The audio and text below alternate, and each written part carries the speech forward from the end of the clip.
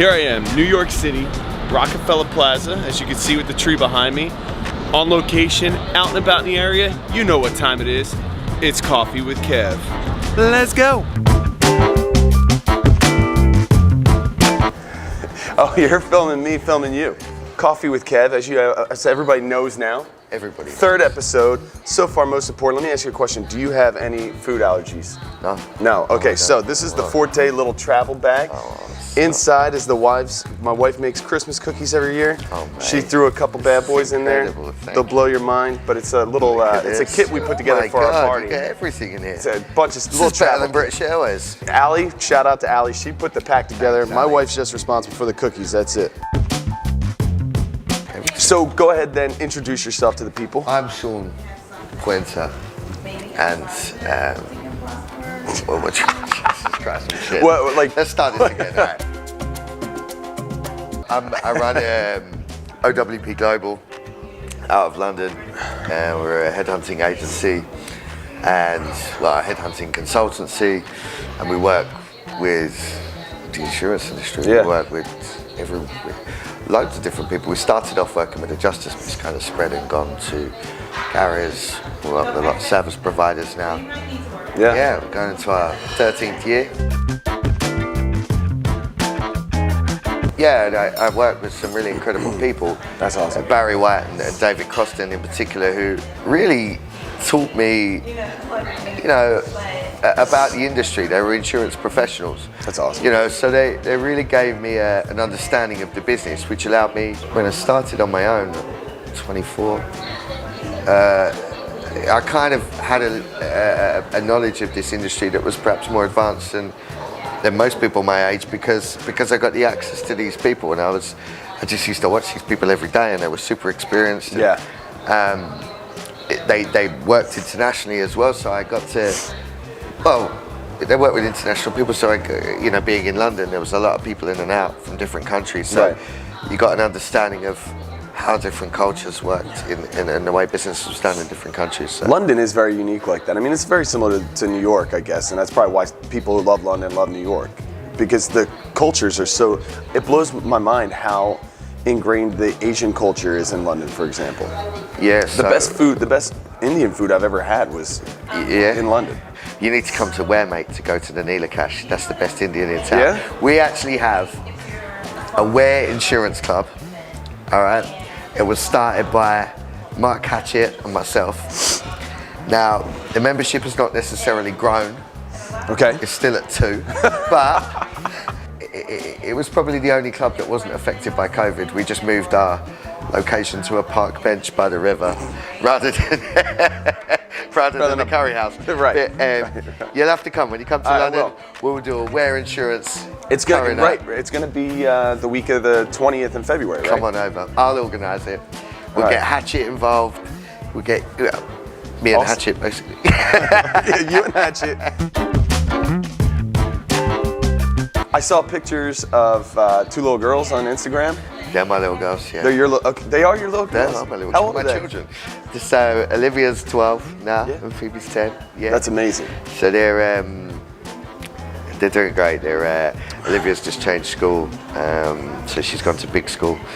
She's thriving, and That's good. They're brilliant. I'm so proud of them. They're excellent. That's awesome. Last time I was in England, I've been 4 times. Okay. I see these kids. They got a soccer ball. They're throwing it at a curb. What is that game? Curbsy. Okay. So the idea is, I haven't played it in a while, but so it's just a kid game. From memory, when we grew up, right, we didn't have iPads and stuff. I got brought up in quite a working class. No, don't get me wrong. I mean, it's not like, we didn't eat or anything. We had quite a nice life, but we didn't, like my kids now, Olivia's like playing on her iMac. I mean, we didn't have that, right? So we used to have a football. You had a football and a curb. And I have friends, and we went down the road and threw balls at curbs, occasionally hit a few people's cars and pissed them off. But the idea is, you throw the ball, it's got to hit the edge of the curb and come back at you. Okay. And you get points if it hits the edge, comes back, and you catch it. Maybe it's a couple extra points. Yeah, I mean, if you'd have asked me this, I'd have researched this. But I can't remember. Yeah, I think that's how it worked. Being in recruiting, yeah, what are like 2 or 3 traits that you look for when you're out and about? Because, you know, I hear a lot of people say you hire for talent, or no, sorry, you hire for personality. You know, making sure that they're the right fit. Is that actual, or what do you like? What are the traits you look for? It depends on the client and what they're looking for. There's 2 different types of company that hire. There's a company that hires, I mean, they've already won the work and don't necessarily have the people to do it. Okay. Then it becomes more of a, we need the people with the technical skill to fit straight in. Got it. And then you get the people who are more strategic. I think the main traits when hiring people now, trust is the number one. Okay. You have to, and you can tell a lot by the person with the way that they interview, how they conduct themselves, and how they deal with the interview process.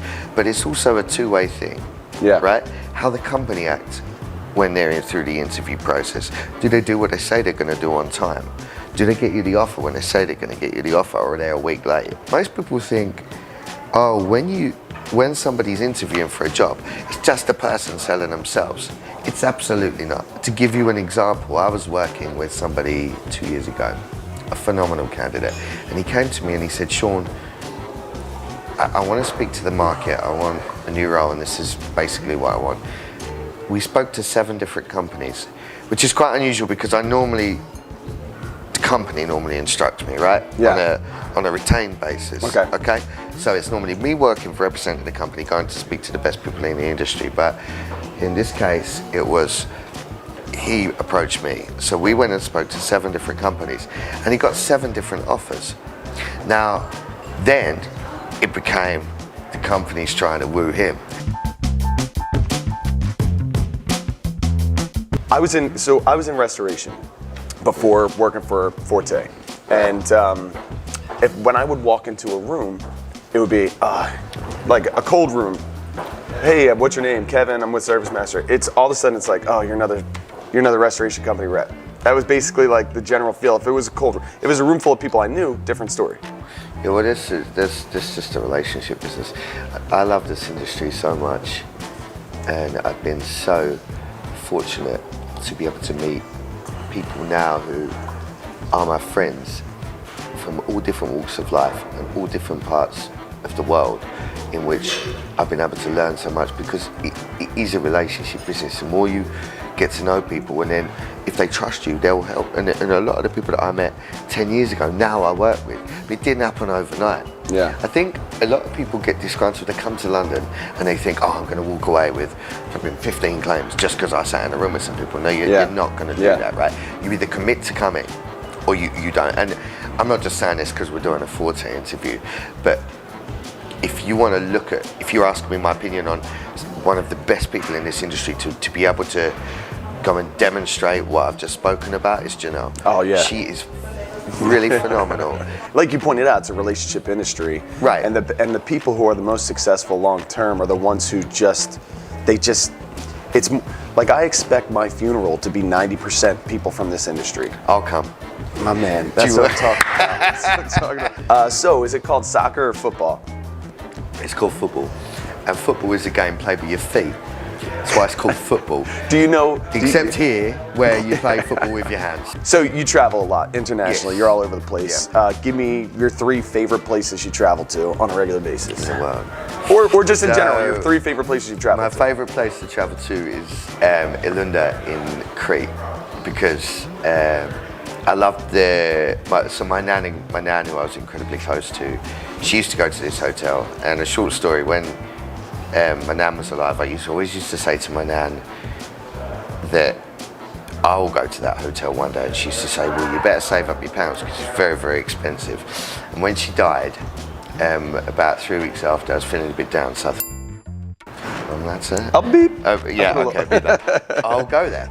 And I did. And now me and my kids and my father, we go back, and my stepmother, we go back as a family, we go back every year. It's called the Ilunda Beach and the Ilunda Bay. Shout out to those guys, they're awesome. And I love going to Dubai, to the Middle East. I got some really good friends there. And then third, probably New York.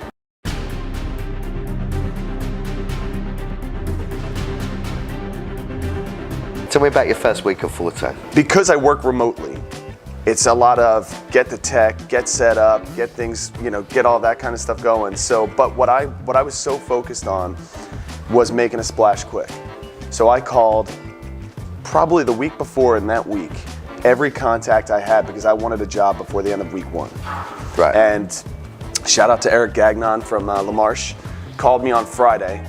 Yeah. With my first job, my first assignment. Go. No, I think I knew when they hired you, I was talking to them and they were talking me through it. I told them don't do it. I said don't. I think everybody did. No, they were like, we're not listening to you. I didn't know. No. All right, so I'm taking a page out of the Hot One book. I went on Instagram and I pulled up one picture because otherwise, you know, love the travel shots. Yeah, got it. And I got the picture of you with a mud mask on. What were you doing that day? My daughter is Olivia, my eldest daughter. She's quite into beauty and healthcare and makeup. Yeah. So we've gone through various stages of attending courses to make lip gloss. Okay. She made over $5,000 in 1 week selling lip gloss to all of my friends. I did it to teach her a life lesson. It was the worst life lesson I could have taught her. Because you got involved. Basically, I paid for everything. She made loads of money, and people gave her money because she was my daughter. So now she thinks she's Coco Chanel. The proudest moment you've had in your career? A few proud ones. Particularly, so I work very closely with Paul Kotler, Crawford GTS, and what we've been able to achieve. Jenny Gibbs is part of this team, Bob Welsh, Mike Law, right, Bowling, Joel, Trevor, all these guys, that we've been able to take an organisation, it was basically at about 80 adjusters, and in a year and a half we've taken it to 243. We turned a corner, and this is under Kotler's leadership, but we turned a corner where this thing was like the ugly duckling of the insurance world, right? The insurance adjusting world, the IA world. We've been able to turn a corner and basically create something where people are now calling us and want to work for us from our biggest competitors when they wouldn't have even taken our phone call a year and a half ago.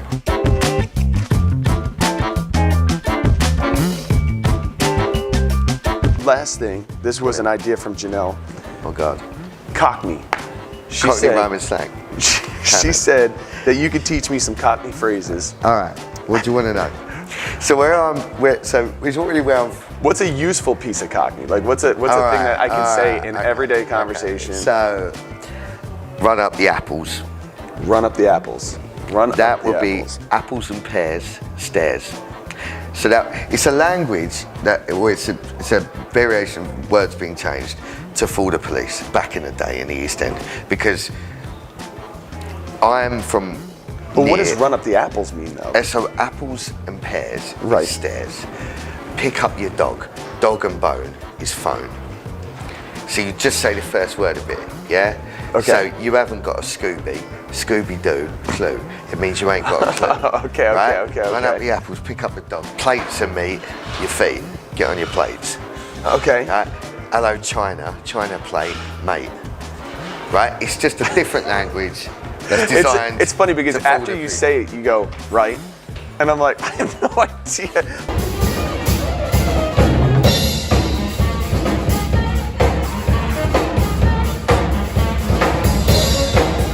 But with that being said, man, I appreciate it. Thanks, Kev. This one's been epic. I think I'll I think cut it's it going to be the together. best one yet.